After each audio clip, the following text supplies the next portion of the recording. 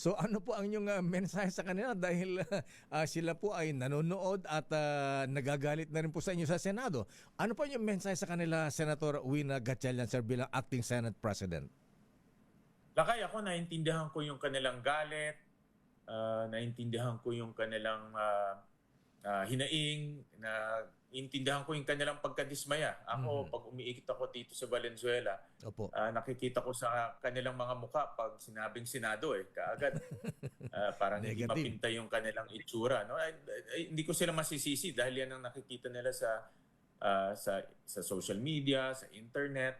At kaya malaking hamon to para sa aming lahat, Senador, na maibalik sa normal at stable situation ang Senado, no, para ibalik natin yung ating focus sa pinakamahalagang bagay sa ating mga kababayan. Ito yung pagtaas ng presyo ng bilihin, pagbagal ng ating ekonomiya, of course yung pagtutok natin sa presyo ng gamot at edukasyon. No? Ito yung mga bagay na mahalaga at gusto nila na magkaisa kami para matutukan yung mga mahalagang bagay para sa ating mga kababayan.